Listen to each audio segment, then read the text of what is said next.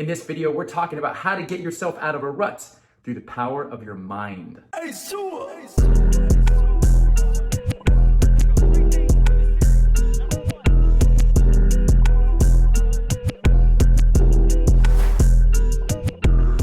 everyone, I can't wait to get to these strategies to help you get yourself out of a rut. But before then, please hit the subscribe button, hit the bell so you know when the next video comes out, and join me on social media, Instagram, Twitter. I would love to hear from you all. Life is hard, sports are hard, relationships are hard, school is hard, and it's easy, very easy, to go down this little spiral of negativity. It's easy to beat up on yourself.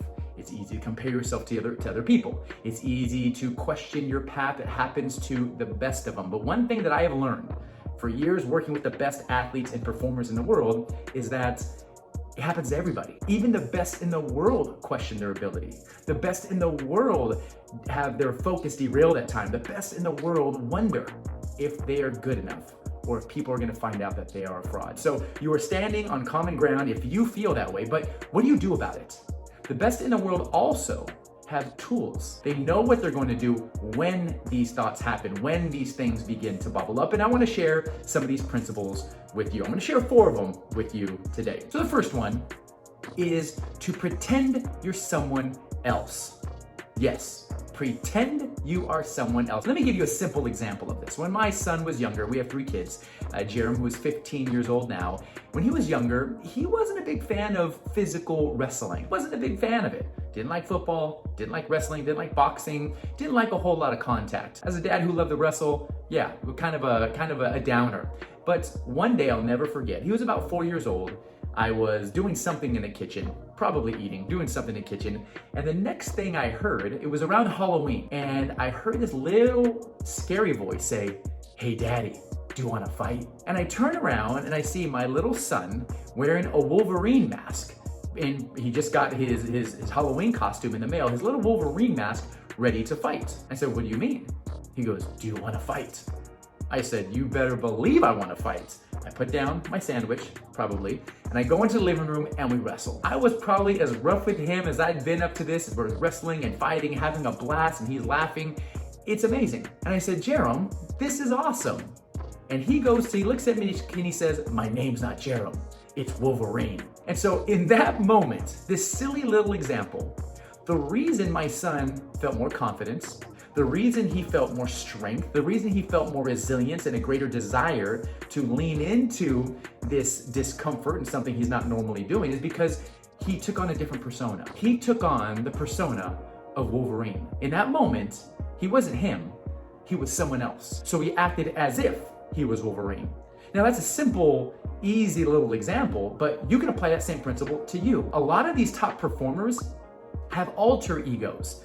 I learned of a speed skater who has a name for himself when he puts on his speed suit. I've learned of a baseball player who, once he puts his pants on or his hat on, or a football player, once he puts his helmet on, a tennis player, once she steps onto the court, they transform into somebody else, somebody who's a little more resilient, someone who's a little more confident, and even cocky in some ways. Even Beyonce has an alter ego if you go and you look that up. Some of the top performers transform into somebody else. So if you are going through something difficult, pretend as if you are someone else. Maybe it's your mentor, and it could look something as simple as asking yourself, what would my hero do in this situation? What would my mentor do? What would this athlete do? What would this leader do? What would my dad or my mom do in this situation? As you ask and consider those questions, your mind is going to start to formulate an answer, and you're going to be able to act as if you were that person. Another thing you can do is to change your perspective. One of my favorite stories that I love to tell people is a story of a little boy who goes to an empty baseball field with a bat in one hand and a ball in another. He stands at home plate and he looks out into the field alone and he yells out, "I'm the greatest hitter in the world." He throws that ball up in the air and he takes a mighty swing, only to see the ball fall to the ground. And he says to himself, "Strike one." He reaches down and he grabs the ball and he yells out a little bit louder this time, "I am the greatest hitter in the world." And so he throws the ball up, once again, takes a huge swing, and the ball falls down to the ground. Then he mumbles, "Strike two."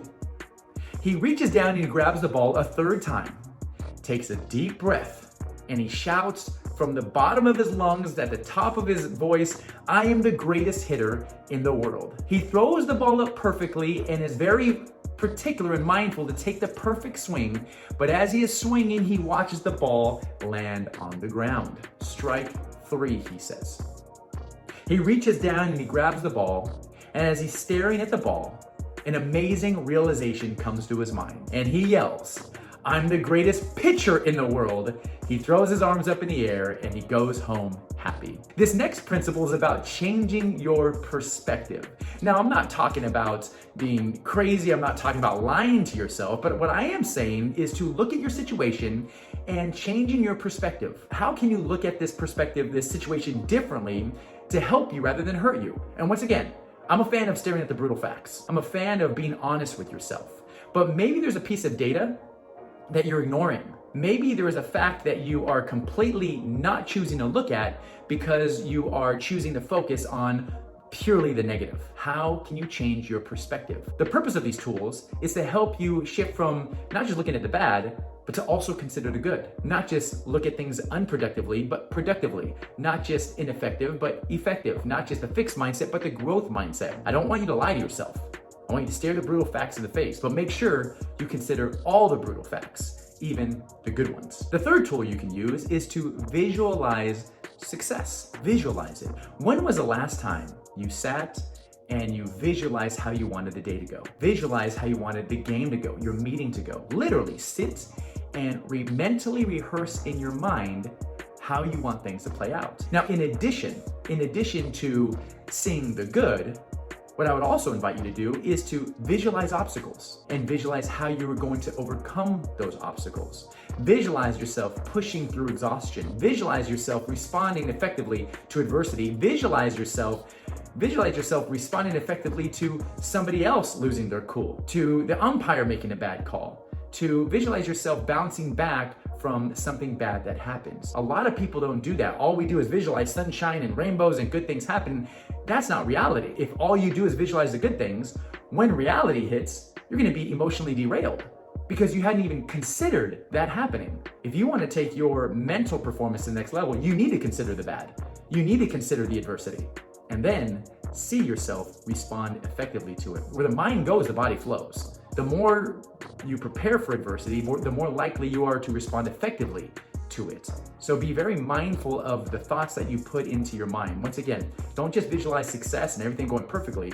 Visualize the struggle, visualize adversity, and visualize how you're gonna overcome those things. The next principle I wanna share with you is the principle of watching your thoughts. To be able to sit and watch your thoughts pass by as clouds in the sky without attaching meaning or emotion to them. That's where a lot of people struggle. They will attach meaning and emotion to every thought that goes by. Another example I love to use, an illustration I love to use, imagine sitting on the side of a road and you have cars just going by. Now, you can chase these cars, you can try to stop these cars if you don't want them to pass by, but number one, you're not gonna be able to stop them. Number two, you're gonna be exhausted. Now, these cars represent your thoughts. You need to be able to sit on the side of the road and watch these cars pass by non-judgmentally, because the things that you resist persist. The moment you tell yourself to stop thinking something, that thought's gonna come back stronger. The moment you tell yourself don't do something, it's gonna come back stronger. It's called ironic processes. So if I tell you to not think about an elephant, whatever you do not think about an elephant, what are you gonna think about? An elephant. If I tell you don't think about striking out, what's your mind gonna say? See. Your mind's gonna see you striking out. If I say don't think about messing up, what's your mind gonna see? It's gonna see you messing up. So instead of telling yourself what you don't wanna see, what you don't wanna do, how you don't wanna behave, tell yourself and visualize how you do want to be, how you do want to respond to adversity, how you do want to act, how you do want to behave. That is the power of the mind. The mind it will listen to you, but you need to know how to talk to it. You need to know how it works so that you can maximize its power to help you rather than hurt you. And last but not least, you can tap into the power of gratitude. When you get into this dark space, when things are bad, all you're focused on is the negative. All you're focused on is the bad. Use gratitude to help you realize the good that's happening. Gratitude for even the little things. Maybe you can have gratitude for the air you breathe. You have food on the table. You have family who loves you.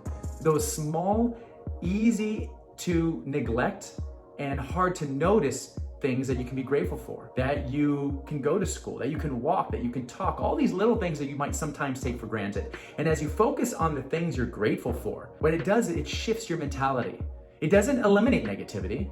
It doesn't eliminate the stress. We're not looking for that. We're just looking to turn down the volume of it so that you can think clearly. When emotions are high, thinking is not. Your clarity of thought goes out the window. We want you to be able to be an elite decision maker. We want you to be able to think clearly and to know what you want to do next. And if you're angry or mad or seeing red, you can't effectively do that. You can't do that at an elite level. And there are people who might be counting on you to be a great leader, to be a great performer, and to be the best version of yourself. And you can't be the best version of yourself if you're constantly feeling sorry for yourself or beating up on yourself. Gratitude will help you, once again, turn down the volume on negativity, turn down the volume on stress so that you can see a little bit more clearly and focus on what you're going to do next. So there you have it. I hope you enjoy these principles on how to get yourself out of a rut. It takes practice. But once again, like I said before, you want to use your mind to help you rather than hurt you. You want to do these things by design and not by default. If you don't do these things, your mind is going to run away with you. Your mind is going to take you down to some dark places, and you can stop it. Focus on what you can control. Once again, your mind might go all over the place, but that's okay. That's completely normal. Use some of these strategies, try them out. Some might work, some might not work. Maybe you have another strategy that you use. Please share with us in the comments section. So hopefully you enjoyed this episode. Please share with those who you think could benefit from it. And please come back next week. We have some more we'd love to share.